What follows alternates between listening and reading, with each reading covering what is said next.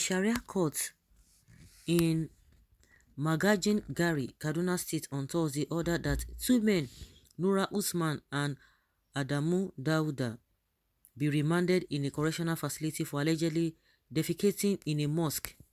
According to the news agency of Nigeria, the police charged Usman and Dauda with public nuisance and inciting violence. The judge, Malam Rilwan Kuyada, adjourned the case till April 28 for the police to present witnesses. Earlier, the prosecution counsel, Inspector Ibrahim Shuaibu, said Usman and Dauda were handed over to the Tudun Wada police station on April 11th by members of the community. He said Usman was caught defecating in a mosque on Akalawa Road, Tundu Wada, Kaduna around 2 p.m. He said Dauda, the second defendant, had promised to give Usman 20,000 naira if he would defecate in the mosque, and he did that. Okay, now you can imagine such a thing. Well, he can kill for 50,000 naira if he's chanced. May Allah protect us from poverty and desire. Please, nobody should touch that innocent hungry man. Allah should be the right judge and not evil doer. Ordinary human being hunger for much for this Buhari regime. It is because the northerners are practicing extremist Islam. It's not helping northern Muslims and people in the north. Religion loses its value when it is not helping. Yoruba Muslims are the best Muslims in Africa. Northern Muslims should learn from them. Even nowadays, you hear people beating up pastors because religion is gradually losing value in Africa. Religions are not helping matters. Poverty is a disease. Imagine risking life for just 20,000 naira that doesn't even have value in Nigeria. Jail is where he should spend the money.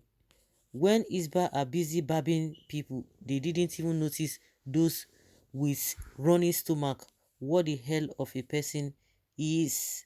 Soon a group will emerge to demand he is beheaded. Why would a sane mind desecrate a worship center in a region notorious for religious extremists? This is indeed a desperate and insane generation. This is the result of hunger and poverty. It makes people start doing the unthinkable. I disagree with those who hold the view that poverty must have motivated him to desecrate a place of worship. This act is abominable and should be condemned by all lovers of peace. No one is allowed to do this either in a church or mosque. A place of worship is sacred and should be treated with respect. It is sacrilege and an unwarranted provocation targeted at stirring up another religious crisis in a state as volatile as Kaduna. They are all Muslims, so nobody is coming to tell us that oh, because of this, because of that. This is a preposterous.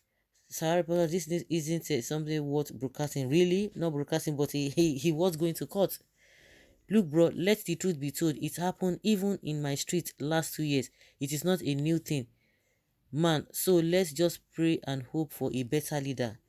Are you a journalist? Someone defecates in a mosque and you said it is not worth broadcasting. Is mosque not an holy place? Understand, news are situations that are mostly strange. If he were to be of another religion, probably by now, heaven and earth would have been let loose, of course. Lesson for those that care. This kind of a scenario also happened during the time of Prophet Muhammad. After the person was caught and brought before the Prophet, he was questioned, and after his hatred explanation for Islam, may peace be upon Prophet Muhammad, the Prophet only explained to the person that defecates in that mosque is a special place for praying and worshipping God, and to desist from such action without any punishment. We should concentrate on what prompts his action and try to solve such problem amicably. I have a reference point for constructive discussion. All Muslims of today emulate the teachings and lifestyle of Prophet Muhammad that attracts most of early Muslims. Muhammad and his people would come after his spirit, soul and body very soon. Either by sentencing him to 10 years imprisonment, blah blah blah. Anyways, my message to Kaduna people is that they shouldn't even touch the innocent young man, because maybe it happened as a result of running stomach. Really? I doubt that. Well, is this morally okay? I pray he live to spend the money he won. He just risked his life just for nothing. I won't even be surprised if another news comes up that he is killed. He gets mine though, for Kaduna Mosque and not Ushugbu or Ibadan Mosque. There is hunger in our nation. I don't even blame people that engage in extreme things to make small money. Well, this action from this man was triggered by what I don't even understand, what I don't know.